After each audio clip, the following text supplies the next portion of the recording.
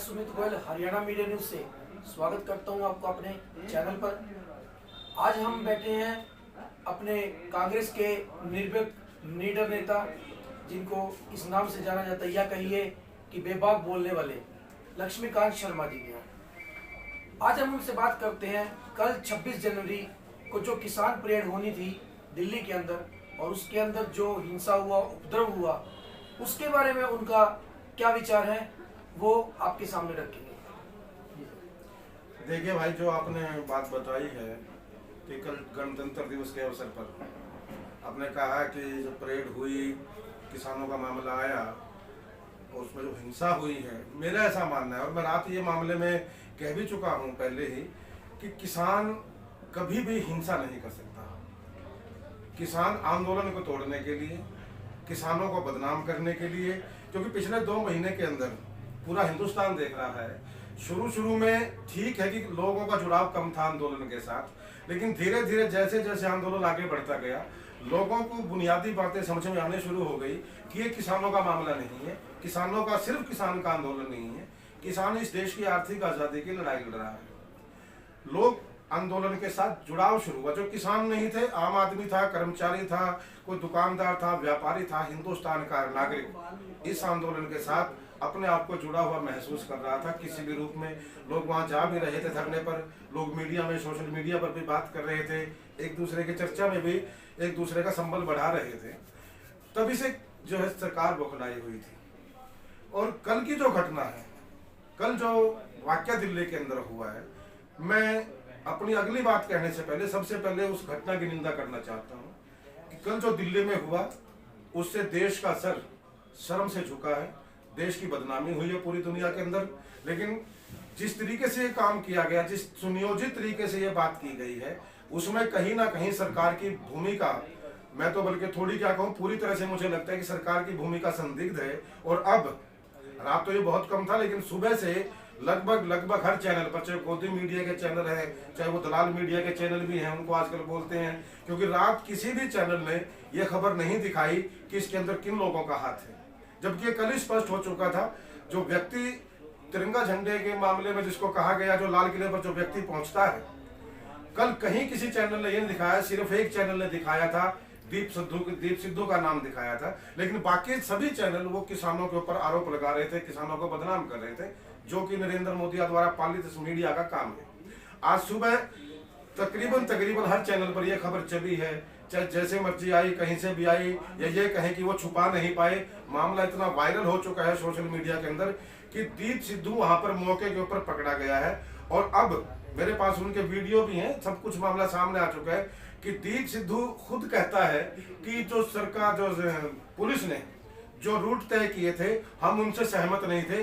संयुक्त मोर्चा जो कि इस आंदोलन को चला रहा है, संयुक्त मोर्चा किसानों का, वो इस आंदोलन को आगे बढ़ा रहा है। उन्होंने कहा कि हम संयुक्त मोर्चा से सहमत नहीं थे। 3-4 लोगों के नाम और उसने लिए हैं, वो लोग थे, उनके मंसूबे शुरू से ही खतरनाक थे।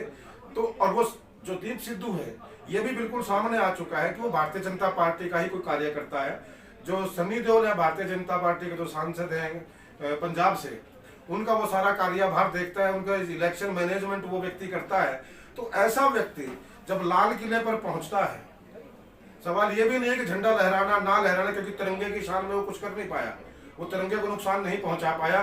बेशक उसने दूसरा झंडा वहां पर लगाया है, लेकिन वहां तक पहुंचना भी एक बड़ी बात है। और ये कहीं ना कहीं सरकार की मंशा पर सवाल खड़ा होता है कि सरकार आखिर चाहती क्या थी। हमें पहले दिन से शक था, किसान भाइयों को भी शक था इस मामले के ऊपर कि सरकार इसमें कुछ गड़बड़ कर सकती है। इसीलिए किसान बिल्कुल, कल भी देखिए आप, अगर आप ध्यान से देखेंगे और मीडिया की रिपोर्ट्स को जो अब आ रही है, पहले नहीं आई, लोगों के मन में भ्रांतियां डालने के लिए कल गलत खबरें चलाई गई हैं।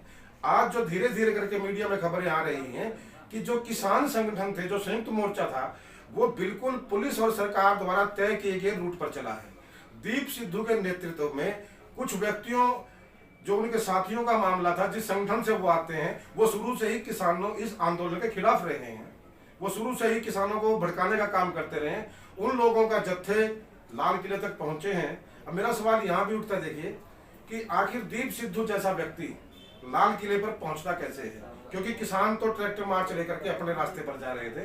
केवल और केवल दीप सिद्धू और उसके साथी वहां लाल किले पर पहुंचे हैं। जिस जगह पर जिस जगह पर लाल किले पर कल ही, वैसे तो अमूमन वहां पर बहुत ज्यादा सुरक्षा होती है, वहां पे गार्ड बहुत चौकन्ना होते हैं, कोई चिड़िया परिंदा पर वहां पर मार नहीं सकता। और कल तो गणतंत्र दिवस का वाकया था, कल तो वैसे भी वहां पे सुरक्षा ज्यादा होनी चाहिए थी। और इस बात को लेकर के परसों रात मुझे पता लगा और मैंने कहा, इस पर टिप्पणी भी की है कि देश के कृषि मंत्री ने यह बयान दिया कि कल हिंसा हो सकती है।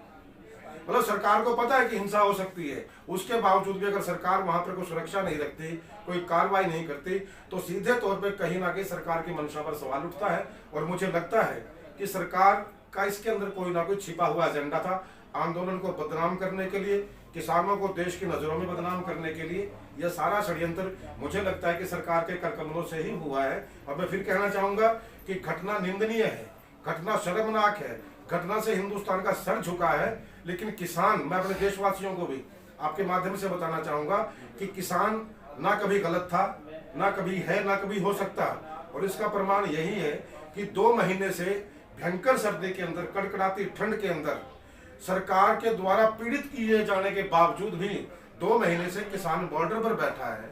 मगर एक भी घटना 2 महीने के अंदर कहीं से ये नहीं आई कि किसान ने किसी दुकानदार के साथ, किसी रेडी वाले के साथ या किसी व्यक्ति विशेष के साथ कोई जांचती की है, कोई गलत काम किया है। निश्चित तौर पर सरकार का ये मामला है। और मैं चाहूंगा, अब सवाल देखिए, एक बात और आती है कि पहले हम कह देते हैं कि न्यायिक जांच होनी चाहिए, फलां कमेटी जांच करनी चाहिए। अब दिक्कत ये आ गई कि न्यायिक जांच भी शक के दायरे में आने लगी।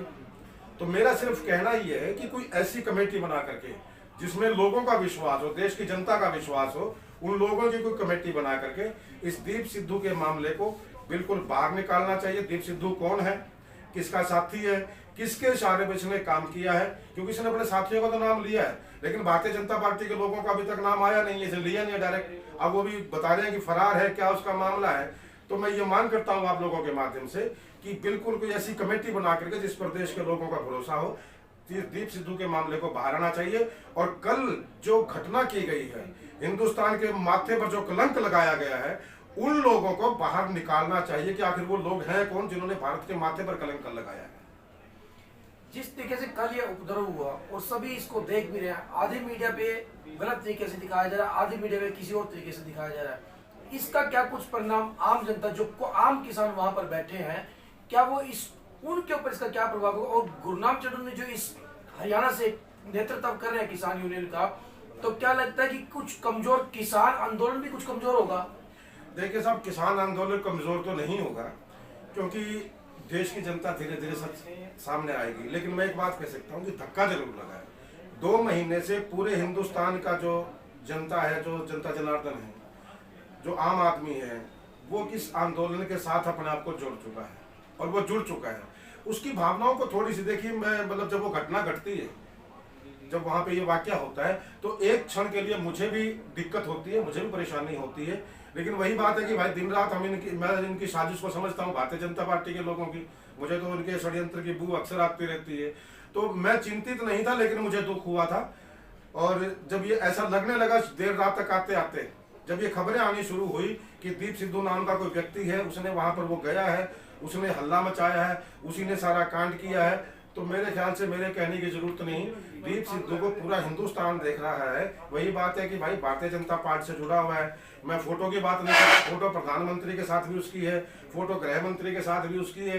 मैं फोटो भी नहीं चाहता, क्योंकि फोटो पर लोग कह देते हैं कि एडिट वेडिट जो भी है। लेकिन मुझे एक बात का अच्छी तरह से मेरी जानकारी में है कि ये वही दीप सिद्धू है जो गुरदासपुर के सांसद सनी देओल का कार्यभार देखता है, उसका काम संभालता है। और भाई सीधी सी बात है कि अगर मैं अपना दायित्व किसी और को दूंगा तो अपने सबसे भरोसे के आदमी को दूंगा। अगर ये उनका काम संभालता तो भाई सबसे भरोसे का आदमी है, और सबसे भरोसे के आदमी को अगर उन्होंने ये कांड किया है तो निश्चित तौर पर किन लोगों का हाथ है ये देश की जनता जानेगी। हाँ, एक पल के लिए, कुछ दिन के लिए लगेगा, इसको वक्त लगेगा, 2-4 दिन का, मुझे लगता है कि 2-4-5 दिन का वक्त लगेगा। लोगों को बताएंगे, हम भी जाएंगे, मीडिया के आप जैसे भाइयों के माध्यम से भी जाएंगे, आम आदमी के बीच में वैसे भी लोगों को बताया जाएगा कि किसान इस देश का कभी बुरा नहीं कर सकता, किसान कभी व्यक्ति विशेष का नुकसान नहीं कर सकता। जिस किसान ने आज़ादी की लड़ाई लड़ी, जिस किसान ने ये लड़ाई, आर्थिक आज़ादी की लड़ाई लड़ी आज, वो कभी कैसे देश का बुरा कर सकता है? निश्चित तौर पर इसके अंदर कुछ अराजक तत्वों का हाथ है, और वो अराजक तत्व किसके कहने पर घुसे हैं, किसके कहने पर इस आंदोलन को तार पीड़ो करने के लिए आए हैं, उनका पता लगाना बहुत ज्यादा जरूरी है। हमारे साथ कांग्रेसी नेता बलजीत सिंह जी एडवोकेट भी हैं, उनसे भी कुछ पूछना चाहेंगे कि उनके क्या विचार हैं इस आंदोलन के बारे में। देखिए, कल जो भी घटना हुई ये ठीक है कि भाई इससे किसान आंदोलन को थोड़ा सा धक्का जरूर लगा है, लेकिन ये सरकार की एक सोची समझी साजिश के तहत हुआ। और न्यूज 24 पे मैं परसों देख रहा था, सबसे बड़े सवाल में संदीप चौधरी के साथ बद्री नारायण जो कि बीजेपी से संबंधित है, आरएसएस का वो किसान नेता है, उसने एक बात कही थी कि जो सरकार ने, पुलिस ने किसानों को एक 26 जनवरी की परेड निकालने के लिए जो टाइम दिया है, एक रूट तय किया है, तो मुझे पूरा अंदेशा है कि कल वायलेंस होगा।